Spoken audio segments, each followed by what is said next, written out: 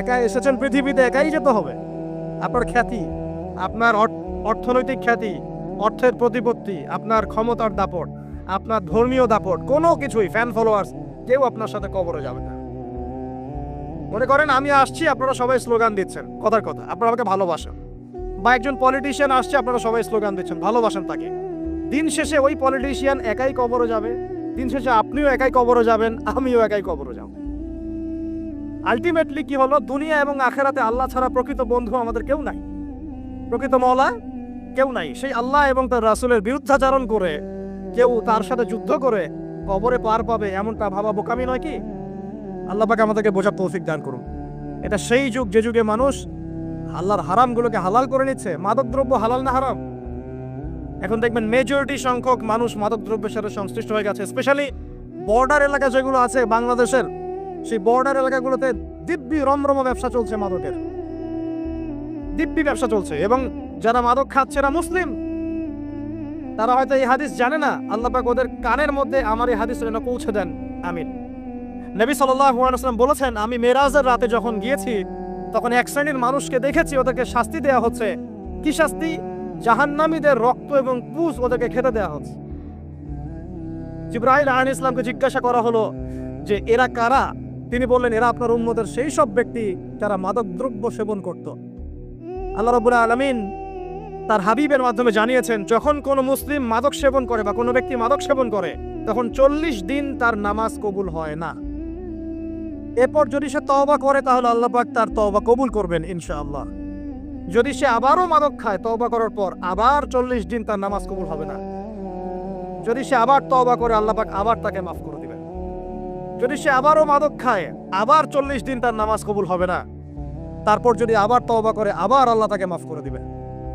এরপরেও যদি সে আবার মাদকদ্রব্য সেবন করে, নবী সাল্লাল্লাহু আলাইহি ওয়াসাল্লাম বলছেন, তাকে আল্লাহ রাব্বুল আলামিন পরকালে মৃত্যুর পরে তিনাতুল খাবাল পান করাবেন। তিনাতুল খাবাল। জিজ্ঞাসা করা হল, ইয়া রাসূলুল্লাহ, তিনাতুল খাবাল কি জিনিস? নবী সাল্লাল্লাহু আলাইহি ওয়াসাল্লাম উত্তর দিচ্ছেন, এটা হচ্ছে জাহান্নামীদের রক্ত, মাংস, এগুলো পুড়ে পচে যে রসটা বের হবে, এটা হচ্ছে তিনাতুল খাবাল। এই যে দুনিয়াতে যারা ওয়াইন খাচ্ছে, শ্যাম্পেইন, ওয়াইন, বিয়ার, তারপরে যে কি ভোদকা, হ্যাঁ, গাঁজা, হেরোইন, ফেন্সিডিল, ইয়াবা, একটা বিষয় শোনেন, কি কারণে আপনি সেখানে যাচ্ছেন? হতাশা, অথবা সঙ্গদোষ, অথবা পারিবারিক চাপ, অথবা যে গার্লফ্রেন্ড ছেড়ে চলে গেছে, এই তো বিষয়গুলো। কি কারণে মানুষ মাদকের কাছে যায়, কেন যায়, কারণটা কি? আমরা যখন ফিলোসফি পড়তাম তখন একটা তত্ত্ব পড়ানো হয়েছে আমাদেরকে। তত্ত্বটার নাম হচ্ছে কার্যকারণ তত্ত্ব। মানে প্রত্যেকটা কাজের পিছনে একটা কারণ থাকে, ঠিক আছে? এই যে মুসলিমরা নামাজ পড়ে কেন? আল্লাহর জন্য। মুসলিমরা যাকাত দিবে কেন? আল্লাহকে সন্তুষ্ট করার জন্য। মুসলিমরা প্রতিটা কাজ কেন করে? পরকালের স্বার্থে। পরকালের স্বার্থ নাই, আমি নাই। যে কাজে পরকালের স্বার্থ নাই সে কাজে মুসলিমরা নাই। তাই প্রতিটা কাজের পিছনে একটা কারণ থাকে। দেখবেন, কেন সে সুদ খাচ্ছে? তার পরিবারের স্বার্থে। কেন সে ঘুষ নিল? তার ছেলে মেয়ের উন্নয়নের জন্য। কেন সে দুর্নীতি করছে? বিকজ সম্পত্তি অর্জন করে সে তার ভবিষ্যৎ প্রজন্মকে সিকিউর করতে চায়। কেন সে মাদক খেলো? ওই যে গার্লফ্রেন্ড ছেড়ে চলে গেছে তাই। কেন মাদক খেলো? ওই যে এক বন্ধু মাদক খায়, সে ডাকছে, আয় একটা টান দে, সঙ্গদোষ। কেন সে মাদক খেলো? পরিবারের চাপ, হতাশা। কেন মাদক খাচ্ছে? চাকরি পায় না, বেকার, মাদক খাচ্ছে। মানে মেন্টাল চাপগুলো নিতে পারছে না, সে মাদক খাচ্ছে। সবচেয়ে বেশি মানসিক চাপ কাদের উপর আসে জানেন? 1 নাম্বার নবীগণের উপরে, 2 নাম্বার আল্লাহর সৎ বান্দাদের উপরে, তারপর যার ঈমান যত উঁচু তার উপর মানসিক চাপ তত বেশি আসে। এখন যদি মানসিক চাপের সলিউশন মাদকই হবে, তাহলে তো আমাদেরই মাদক খাওয়া দরকার ছিল, নাউযুবিল্লাহ। আর আমরা যে পরিমাণ মানসিক চাপ ফেস করি, এটা চিন্তাই করতে পারবেন না। যে যত বড় দায়িত্বশীল, যারা পলিটিশিয়ান, ওদেরকে জিজ্ঞাসা করবে তারা কি পরিমাণ মানসিক চাপ নিয়ে ঘোরে। আপনার কাছে মনে হচ্ছে যে একটা ক্ষমতা পেয়েছেন, খুব, মানে উনি অনেক বড় ক্ষমতাধর, উনি অনেক ভালো আছেন, উনি মোটেই ভালো নাই।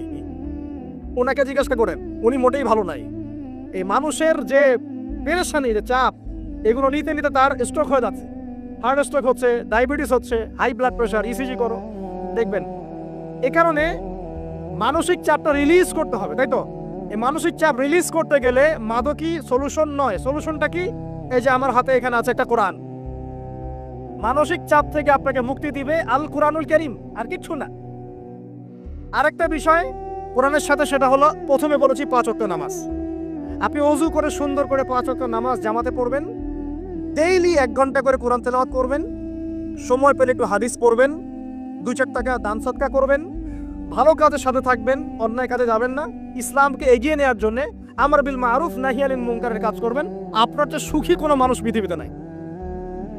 ওই সুখ যদি ওই যে বুশরা জানতে পারতো না, তাহলে আপনার কলিজার মধ্যে পারমাণবিক বোম মেরে দিত। কথা বুঝতে পারেন নাই? পশ্চিমারা যদি জানতে পারতো যে মুসলিমরা কত শান্তিতে থাকে এসব কাজ করার পরে, তাহলে আমাদের অন্তরের মধ্যে পারমাণবিক বোম মেরে ধ্বংস করে ফেলত। ওরা তো আমাদের সুখ দেখতে পারে না, পারে? প্রকৃতপক্ষে এরা বিশ্বের কোনো ধার্মিক মানুষের সুখই দেখতে পারে না। এরা শুধু মুসলিমদের শত্রু নয়, বরং ধর্মের শত্রু।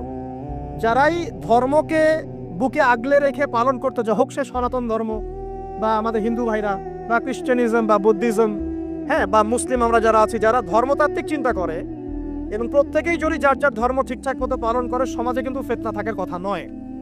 কারণ প্রত্যেকটা ধর্মের মধ্যেই ভালো কাজের কথাই কিন্তু বলা হচ্ছে।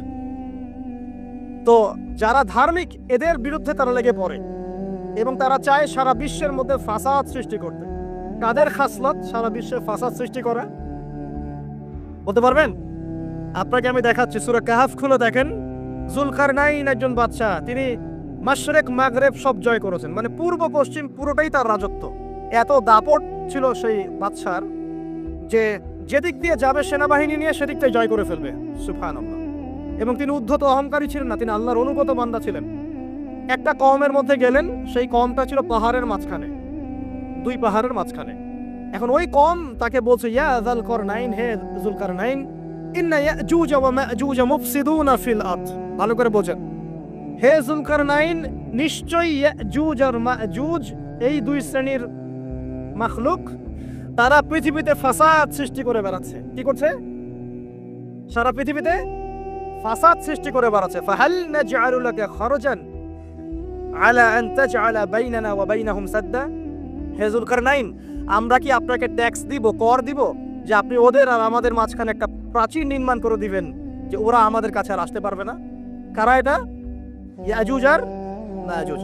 এই ইয়াজুজ আর মাজুজকে যুলকারনাইন আলাইহিস সালাম তিনি প্রাচীর নির্মাণ করে দিলেন লোহা এবং এই যে তামা দিয়ে। এরপর তারা আর ওই কওমের ক্ষতি করতে পারলো না। কিয়ামতের আগে আগে তারা বের হয়ে আসবে এবং সারা বিশ্বে ফাসাদ সৃষ্টি করবে। এখনো তারা বের হয়ে আসছে, আমি সেটা বলছি না, কিন্তু এখন পুরো বৈশ্বিক প্রেক্ষাপটে যারা বিশ্বে ফাসাদ সৃষ্টি করে বেড়াচ্ছে, এদের মধ্যে এই ইয়াজুজ মাজুজের খাসলত আছে, চরিত্র আছে। দেখবেন ওই দিকে ইউক্রেনকে ব্যস্ত রেখেছে রাশিয়ার এগেনস্টে এবং নিউক্লিয়ার যুদ্ধ বাঁধানোর পায়তারা করছে। এটা অলমোস্ট আমাদের ঘরের কোনায় চলে এসেছে। নকিং অ্যাট দ্য ডোর বলে একটা কথা আছে ইংরেজিতে, একদম ঘরের কোনায়। যে কোনো মুহূর্তে দেখবেন ওয়ার্ল্ডে একটা ম্যাসাকার সৃষ্টি হয়ে গেছে আর কি। ওইদিকে তাইওয়ানকে ব্যস্ত রেখেছে চায়নার এগেনস্টে, ওইদিকে ইসরায়েলকে ব্যস্ত রেখেছে প্যালেস্টাইনিদের এগেনস্টে, এদিকে দেখবেন যে ইরাকে ব্যস্ত রেখেছে এই কন্টিনেন্টকে আইএসআইএস দিয়ে। ঠিক আছে, বাংলাদেশকেও ব্যস্ত রাখার চেষ্টা করছে মায়ানমারকে দিয়ে, দেখছেন না? তো পুরো বিশ্ব জুড়ে এদের এজেন্ডা হচ্ছে সারা বিশ্বে আমরা ফাসাদ সৃষ্টি করে মানব জাতিকে কমিয়ে ফেলবো, মুসলিমদেরকে ধ্বংস করব, মুসলিম যুবকদেরকে পর্ন দেখাবো, ওদেরকে মাদক খাওয়াবো, ওদের মধ্যে জেনা, অশ্লীলতা, পরকীয়া ছড়িয়ে দিব, হ্যাঁ, এবং মহামারী ছড়িয়ে দিব, দিয়ে মুসলিম জনসমষ্টিকে কমিয়ে নিয়ে আপোষে ক্রন্দলে লাগিয়ে দিয়ে আস্তে আস্তে আমরা বিশ্বে শাসন করতে হবে, এদেরকে ডমিনেট করে দিই। এবং এই এজেন্ডা বাস্তবায়নের দিকে তারা এগিয়ে যাচ্ছে সুকৌশলে। আর আমরা কি করছি ভাই? আমরা শুধু কাজ যতটুকু না করছি তার চেয়ে বেশি আমরা আয়ু আশা শোডাউন করছি। দেখেন, বেশিরভাগ মানুষ আমাদের নামাজের খবর নাই, বেশিরভাগ মানুষ তাজকিয়া আত্মশুদ্ধির খবর নাই, ভালো আলেমের কাছে এসে পড়ে থাকবে কোনো খবর নাই, কোরআন পড়া শিখবে এসবের খবর নাই। যেগুলো করলে কোনো সমস্যা হয় না বা অল্প পরিশ্রমে করা যায়, ওই যে ঘরের মধ্যে শুয়ে শুয়ে ফেসবুকে 2 লাইন লেখা যায়, খুব সহজ, লিখলেন আবার শুয়ে গেলেন, কোনো সমস্যা নাই। কোনো কনস্ট্রাকটিভ সুদূর প্রসারী কাজ আমাদের হচ্ছে না, যেটা হচ্ছে এটা প্রয়োজনের তুলনায় নিতান্তই নগণ্য। এই কারণে আমাদের যারা দিন, আমরা যারা বুঝি, যাদের মধ্যে ইসলামের চেতনা আছে, ইসলামকে ভালোবাসি, আমরা যারা চাই দিন এগিয়ে যাক, আমাদের কনস্ট্রাকটিভ কাজ করতে হবে, মানে সুদূর প্রসারী কাজ করতে হবে। শৈথিল্যতাবাদীও হবেন না, আবার চরমপন্থীও হবেন না, মধ্যমপন্থী হয়ে ইসলামকে, কোরআনকে এবং হাদিসকে হাতে নিয়ে উম্মার ঐক্যের স্বার্থে, দেশ জাতি জনগণের ঐক্যের স্বার্থে এগিয়ে যান। আল্লাহ পাক আপনাদের হাতকে শক্তিশালী করুন, দোয়া করি। এখানে খুবই স্মার্ট হতে হবে এবং বেসিক কাজগুলো খুব বেশি করে করতে হবে। বেসিক কাজ কি ভাই? বেসিক কাজ হচ্ছে আপনার নামাজ, বেসিক কাজ আপনাকে কোরআন শিখতে হবে, বেসিক কাজ আপনাকে আরবি শিখতে হবে, বেসিক কাজ আপনি যেখানে পড়াশোনা করছেন এই পড়াশোনা করে ওই জ্ঞানটাকে দিয়ে ইসলামের খেদমতে আপনাকে কল্যাণে কাজ করতে হবে। বেসিক কাজ যেখানে আপনাকে আল্লাহ পাক দায়িত্ব দিবেন সেখান থেকেই আপনাকে দিনের খেদমত করতে হবে। ডক্টর হন, দিনের খেদমত করেন, ইঞ্জিনিয়ার হন, দিনের খেদমত করেন, পলিটিশিয়ান হন, কোনো আপত্তি নাই, আমরা আপনাকে ভোট দিব ইনশাল্লাহ, আমরা আপনাকেই ভোট দিব ইনশাল্লাহ। আপনি ওখানে গিয়ে দিনের খেদমত করেন, আল্লাহ পাক তৌফিক দান করুন। কথা কি বুঝতে পারছেন? ইসলাম ক্ষমতা জোর করে আদায় করে নেওয়ার জন্য আসে নাকি? আবু যার রাদিয়াল্লাহু আনহু কি বলছেন জানেন? আবু যার রাদিয়াল্লাহু আনহুকে নবী সাল্লাল্লাহু আলাইহি ওয়াসাল্লাম বলছেন, আবু যার তুমি দায়িত্ব চেয়ে নিও না, কারণ যদি তুমি দায়িত্ব চেয়ে নাও তখন আল্লাহর পক্ষ থেকে তোমাকে সাহায্য করা হবে না, আর যদি মানুষ তোমাকে দায়িত্ব দেয় আল্লাহ তোমাকে সাহায্য করবে ইনশাআল্লাহ। কত চমৎকার সিস্টেম ইসলামে। আর এখন আমরা কি করি? আমাকে দেন, ও ভালো না আমি ভালো, ওরা সব খারাপ আমি ভালো। বুঝতে পারছেন না কিয়ামতের মাঠে কি কঠিন হিসাবটা দিতে হবে। আল্লাহ পাক আপনাদেরকে বোঝার তৌফিক দান করুন। এগুলো কল্যাণকর নয়, আপনার জন্য অকল্যাণ হতে পারে। তবে হ্যাঁ, যদি আপনার মধ্যে ঈমান থাকে, আপনার মধ্যে যোগ্যতা থাকে, অবশ্যই আপনি দায়িত্ব চেয়ে নেবেন এবং ইনশাআল্লাহ তখন আমরা আপনাকে দায়িত্ব দিব, আমরা আপনাকে ভোট দিব, আপনি জনগণের শাসন কার্য পরিচালনা করবেন, আল্লাহ আপনার হাতকে শক্তিশালী করবেন ইনশাআল্লাহ। আল্লাহ পাক আমাদের নিচু থেকে উঁচু মহলের সবাইকে হেদায়েত দান করুন, দোয়া করি আমি। ইসলাম কারো শত্রু নয়। মুসলিমের রক্ত ঝরানোর জন্য, কল্লা কাটার জন্য আমরা কিন্তু পৃথিবীতে আসি নাই। আমরা আমাদের আসল শত্রুদেরকে চিনতে ভুল করেছি, এই কারণে আমরা আপোষে হানাহানি কাটাকাটির মধ্যে লিপ্ত আছি। এই যে সামনে যে কি হবে আল্লাহ ভালো জানেন। দেখবেন কত মানুষ যে মুসলিম মারামারি করে মারা যাবে আল্লাহ ভালো জানেন। এগুলো কাম্য নয়। আল্লাহ পাক আমাদেরকে বোঝার তৌফিক দান করুন। দেখুন ভাই, এই যুগের কথা বলতে গিয়ে এখানে আসলাম। ওই যে যুলকারনাইন যে ইয়াজুজ মাজুজের কথা বললো, এখনকার বিশ্ব যারা পরিচালনা করে দেখবেন তাদের মধ্যে ওই ফাসাদ সৃষ্টি করার এই খাসলতটা থেকেই গেছে। সারা বিশ্বেরা ফাসাদ সৃষ্টি করছে। আমি কিন্তু বলিনি এরাই ইয়াজুজ মাজুজ, কথাকে আবার অন্যদিকে নিয়ে যায় না, আমি কিন্তু এই কথা বলি নাই। আমি বলছি তাদের মধ্যে এই চরিত্র দেখা যায়। এই যুগ সেই যুগ যখন আপনি মাদককে হালাল করে নিচ্ছেন, রিবাকে হালাল করে নিচ্ছেন, বেহায়াপনাকে হালাল করে নিচ্ছেন, কাপড় খোলাকে হালাল করে নিচ্ছেন। আপনি মুসলিম হয়েও দেখবেন শিরকে লিপ্ত আছেন, সুন্নতের লেবাস আছে কিন্তু আকীদার মধ্যে বেদাত থেকে গেছে। আপনি মুসলিম হয়ে হালাল হারাম রিজিকের পরোয়া করছেন না, দিনের বেসিক জিনিসগুলো শিখছেন না। আল্লাহ পাক এই যুগের ফিতনাগুলো থেকে আমাদের মুসলিমদেরকে হেফাজত করুন, আমিন। কিভাবে সাফল্য অর্জন করবেন আমি একটা পয়েন্ট আজকে উল্লেখ করে এই পয়েন্ট থেকে আলোচনা গুটিয়ে নিব ইনশাআল্লাহ। আমি জাস্ট একটা পয়েন্ট বলছি আপনাকে, সব কথা একদিনে বলা সম্ভব না। আল্লাহ রাব্বুল আলামিন বলেন কদ আফলাহা মান যাক্কাহা, সে ব্যক্তি সফল হয়ে গেছে যে ব্যক্তি তার আত্মাকে পরিশুদ্ধ করতে পেরেছে। ওয়া কদ খাবা মান দাসাহা, যে ব্যক্তি আত্মাকে পরিশুদ্ধ করতে পারে নাই সে ব্যক্তি ধ্বংস হয়ে গেছে। কিভাবে পরিশুদ্ধ করবেন? তিনটা হাদিস আপনাকে আগে শোনাই। এক, আল্লাহ রাব্বুল আলামিন আর হাবিব মুহাম্মদ সাল্লাল্লাহু আলাইহি ওয়াসাল্লাম দরুদ পড়েন, বলেন সাল্লাল্লাহু আলাইহি ওয়াসাল্লাম। তিনি বলছেন যে আল্লাহর এমন কিছু বান্দা আছে যারা জান্নাতে প্রবেশ করবে যাদের অন্তরটা হবে পাখির মতো নরম। কার মতো? পাখির মতো। একটা হাদিস শুনলেন। দুই নম্বর হাদিস, আল্লাহর রাসূল সাল্লাল্লাহু আলাইহি ওয়াসাল্লাম বলছেন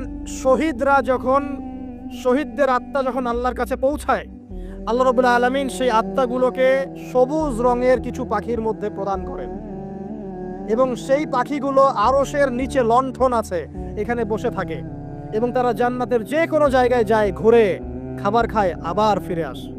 আল্লাহ পাক তাদেরকে বলেন যে তোমরা কি চাও, তোমরা কি চাও? শহীদরা কিচ্ছু বলতে পারে না, কি চাইবো? আল্লাহ এত নিয়ামত দিয়েছেন, কি চাইবো?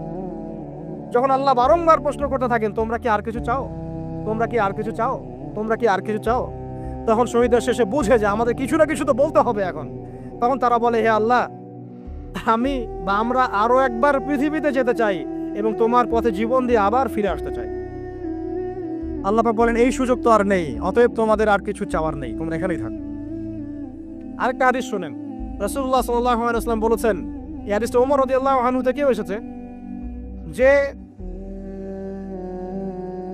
তোমরা যদি, হে মানব জাতি বা হে মুসলিমরা, তোমরা যদি আল্লাহর কুল করতে, ভরসা করার মতোই ভরসা করতে, আল্লাহ পাক তোমাদেরকে পাখিদেরকে যেমন করে রিজিক দেন তোমাদেরকে ঠিক সেইভাবে রিজিক দিতেন। তোমরা কি লক্ষ্য করো না যে পাখিরা খালি পেটে বের হয়ে যায় বাসা থেকে সকালবেলা এবং সন্ধ্যাবেলা ভরা পেটে বাসায় ঢোকে? আপনাকে যে তিনটা হাদিস শোনালাম এই তিনটা হাদিসে একটা শব্দ হচ্ছে কমন। শব্দটা কি? বলেন, পাখি। পাখি কি? পাখি। আল্লাহ রাব্বুল আলামিন পাখিদের কাছ থেকে আমাদেরকে শিখতে বলছেন এবং বলছেন যে পাখিদের মনটা হয় খুব নরম, খুব সফট, এবং তারা আল্লাহর প্রতি তাওয়াক্কুল করে পূর্ণ মাত্রায়। তারা সকালবেলা ভোরবেলা বের হয়ে যায় এবং সন্ধ্যাবেলা বাসায় ফেরে, খালি পেটে বের হয়, ভরা পেটে বাসায় ফেরে। এবং আল্লাহ পাক সবচেয়ে সম্মানিত মৌত যেটা শহীদের মৌত, সেই শহীদের আত্মাকে আল্লাহ পাক পাখির রূপ দিবেন। তাহলে পাখিটার বিষয়ে একটা ফোকাস করা দরকার আছে না? আচ্ছা, এখানে আসেন। পাখির মন হচ্ছে নরম, মানে পাখির মনটা তাসকিয়া, আত্মশুদ্ধিতে পরিপূর্ণ। কদ আফলাহা মান যাক্কাহা, সে ব্যক্তি সফল হলো যার হৃদয়টা পবিত্র, নিষ্পাপ, নিষ্কলুষিত হলো। সে ব্যক্তি সফল হবে। একটা কাজ এখানে খেয়াল করেন, পাখিরা সকালবেলা ভোরবেলা বের হয় আর সন্ধ্যাবেলা বাসায় ফেরে। এখনকার মুসলিমদেরকে দেখবেন দুপুরবেলা ওঠে, রাত 3টায় ঘুমায়। কথা কি বুঝেন নাই? পাখির একদম ভোরবেলা উঠে যখন ফজরের আজান দিচ্ছে ঠিক তার আগ মুহূর্তে পাখির কিচিরমিচির শুনছেন, তার মানে নামাজের ওয়াক্ত প্রায় চলে যাচ্ছে। তার মানে তার আল্লাহ পাকের হুকুমের সাথেই জেগে ওঠে, সূর্য ডুবে তারা ডুবে যায়। ঠিক এরকম সুন্নত ছিল নবী সাল্লাল্লাহু আলাইহি ওয়াসাল্লামের এবং সাহাবায়ে কেরামের। আজকে 1400 বছর পর মুসলিম জাতি এই সুন্নাহ ভুলে গেছে। আর আমাদের সুন্নত দেখবেন, যদি কোনো রকম উঠেও ফেলি ফজরে, আবার 12টা পর্যন্ত ঘুম, আরো বেশি। আর এই যুব সমাজ যারা আছো তোমরা, কেউই 3টা-4টা টাকা ঘুমায় বলে আমার মনে হয়। অলওয়েজ অনলাইনে পড়ে আছে, টিকটক নিয়ে, ফেসবুক নিয়ে, গার্লফ্রেন্ডের সাথে চ্যাটিং। পাখির মতো হতে পারলে পরে মনটা তো নরম হবে, তারপরে না তাসকিয়া অর্জন হবে। পাখির রুটিনটা কি? ভোরবেলা বের হয় আর সন্ধ্যাবেলা বাসায় ঢোকে। অতএব আমরা যদি রাসূলুল্লাহ সাল্লাল্লাহু আলাইহি ওয়াসাল্লামের সুন্নাহ মতো ওই ভোরবেলা উঠতে পারি আর আর্লি নাইট ঘুমিয়ে যেতে পারি এবং সারাদিন যদি রাসূলের সুন্নাহগুলোর উপর আমল করতে পারি, তাসকিয়া অর্জন হবে ইনশাআল্লাহ। কথা বুঝতে পারছেন? 2, পাখির মতো নরম মন লাগবে। এখনকার আমরা যারা বেঁচে আছি, আমাদের মনগুলো কঠিন। কেমন কঠিন? পাথরের মতো কঠিন। আমরা যখন দেখি একটা মাইয়াতকে নিয়ে যাওয়া হচ্ছে জানাজায়, আমাদের কোনো ফিলিংস কাজ করে না। জানাজা যাচ্ছে, জানাজায় দাঁড়িয়ে মোবাইলটা টিপাটিপি করছে। জানাজার সাথে চলছে, কোনো ফিকির নাই যে এই জানাজা আমার হবে কালকে, ওই মোবাইল টিপাটিপি করছে। আমি আবারও দেখেছি, দাফন করা হলো মাইয়াতকে, দাফন করার পরে চারপাশে মানুষজন জড়ো হয়ে গল্প করছে, ভাই আপনার ওই জমিটার কি খবর, আপনার ওইটার কি খবর, বিজনেস কেমন চলছে, চাকরির কি অবস্থা। এই যে মাইয়াতকে পাশে দাফন করলো, কোনো ফিলিংস নাই, কোনো ফিলিংস নাই। আমি আত্মশুদ্ধির কথা বলছি। আত্মশুদ্ধির জন্য আপনার মনটাকে পাখির মতো সফট, নরম করতে হবে। যখন আপনি সফট, নরম করবেন এবং আত্মশুদ্ধি অর্জন করবেন, তখন 2 ডানা মেলে আপনি আকাশে উঠতে পারবেন ইনশাআল্লাহ। আত্মশুদ্ধি অর্জন না করতে পারলে ডানা কেটে পড়ে যাবে, তখন আর আকাশে উঠতে পারবেন না। কোন আকাশে? ওই যে শহীদের রূহ যে আকাশে চলে গেছে, ওই আকাশ। অতএব মন কেন কঠিন হলো প্রিয় ভাই? 1 নাম্বার কারণ, আমরা শিরকের পাপে লিপ্ত আছি। 1 নাম্বার, শিরকের পাপে লিপ্ত থাকা অবস্থায় মুসলিমদের মনটা কঠিন হয়ে গেছে। আপনি কি মনে করছেন আমরা শিরক করি না? মুসলিমরাও কবর পূজা করে, দেখবেন মুসলিমরাও দেখবেন অনেক ক্ষেত্রে মাজার পূজা করছে। আমি বলিনি যে অলিয়া উলিয়ার মাজার জিয়ারত করা যাবে না, আমি কথা বলছি না, কিন্তু আপনি মৃত মানুষের কাছে আপনার ভালো মন্দ চাইতে পারেন না। কথা বুঝতে পারেন না? আমরা অবশ্যই অলিয়া উলিয়াদের কবর জিয়ারত করব। এটা আপনাকে মৃত্যুর কথা স্মরণ করাবে, তাদের একটা রব আছে যেটাকে আমরা প্রভাব বলি, এটা আপনার মধ্যে আসবে। আমরা অবশ্যই জিয়ারত করব। জিয়ারত করতে বলেছেন নবী সাল্লাল্লাহু আলাইহি ওয়াসাল্লাম, কারণ এটা আপনাকে পরকালের কথা কি করবে? স্মরণ করাবে। ওমরা করতে যান, আল্লাহ পাক সবাইকে তৌফিক দান করুন ওমরা হজ করার এবং বড় হজ করার, আমি দোয়া করি। ওখানে সবচেয়ে সেরা যে দৃশ্যগুলো দেখা যায় তার মধ্যে একটা রাসূলুল্লাহ সাল্লাল্লাহু আলাইহি ওয়াসাল্লামের রওজা। ওখানে গেলে চোখের পানি ঝরে না এমন কোনো মুসলিম নাই, আছে? নাই। আরেকটা সবচেয়ে মন নরম করা একটা দৃশ্য হচ্ছে জান্নাতুল বাকি, যেটা আমরা বাকিউল গারকাত বলি, যেখানে আপনি দেখবেন সাহাবায়ে কেরাম রাদিয়াল্লাহু আনহুমের কবর, যতদূর চোখ যায় তাদের কবর। কবরের কোনো মাজার নাই, সেখানে কোনো তাওয়াফ হচ্ছে না কবরকে কেন্দ্র করে, সেখানে কবরে কেউ ফুল চড়াচ্ছে না, একটা ছোট্ট পাথর দেখা যায়, খেলার কিছু না। পৃথিবীর সবচেয়ে শ্রেষ্ঠ মানুষগুলো সেখানে শুয়ে আছেন। ওখানে গিয়ে দাঁড়াবেন, দেখবেন নিজেকে তুচ্ছ বলে মনে হবে, আমি এই পৃথিবীতে আর কি করছি। সেরা মানুষগুলি মাটির নিচে, আমি এখানে কি করছি? তো দেখুন প্রিয় ভাইরা, অবশ্যই অলিয়া উলিয়াদের কবর জিয়ারত করবে, কিন্তু মৃত ব্যক্তি আপনার কল্যাণ করতে পারবে? অকল্যাণ করতে পারবে? হ্যাঁ, তারা আল্লাহর কাছে সুপারিশ করতে পারবে আল্লাহ পাক যখন তাদেরকে অনুমতি দিবেন, তারপরে আল্লাহ পাক যখন অনুমতি দিবেন তখন নবী সাল্লাল্লাহু আলাইহি ওয়াসাল্লাম সুপারিশ করবেন, ওলিয়া উলিয়াগণ করবেন, আলেম ওলামা করবেন, শহীদগণ করবেন, হাফেজে কোরআন করবে, অনেকেই করবে ইনশাআল্লাহ। আল্লাহ পাক আমাদের তাকদীরে এইসব সুপারিশ নসিব করুন বলিলে আমি। মুসলিমরা আজকে শিরিক করছে অনেক ক্ষেত্রেই। দেখবেন হাতে একটা এই যে বালা পরে আছে, খুলে না। কেন খোলেন না ভাই? বলে যে এটা খুললে যদি রোগ হয়। রোগ দেওয়ার মালিক কে? ওই বালা না আল্লাহ? এই যে আপনার বিশ্বাস জন্মে নিয়েছে, এই যে বিশ্বাসটা জন্মিয়েছে আপনার হাতের উপরে, এই বালার উপরে, এটাই শিরক, এটাই শিরক। যদি আপনি বিশ্বাস করেন যে এটা হাতে থাকলে আপনি সুস্থ থাকবেন, হাত থেকে খুলে পড়ে গেলে আপনি আর বাঁচবেন না, এই যে কল্যাণ অকল্যাণের মালিক আপনি কাকে করলেন? ওই বালাকে করেছেন, আল্লাহকে করেন নাই। এখানে শিরক হয়ে গেছে, খুবই সূক্ষ্ম শিরক। আপনি নামাজ পড়ছেন মনে করেন, এখন কিছু মানুষ আসলো, এখন দেখছেন যে হুজুর তো আমার নামাজ দেখছে, নামাজটা খুব সুন্দর করে পড়ার চেষ্টা করলেন, লম্বা নামাজ, সেজদা গিয়ে আর উঠছেন না, খুব সুন্দর নামাজ পড়ছেন। এই যে মানুষকে দেখানোর জন্য নামাজটা পড়ছেন, এটা শিরক।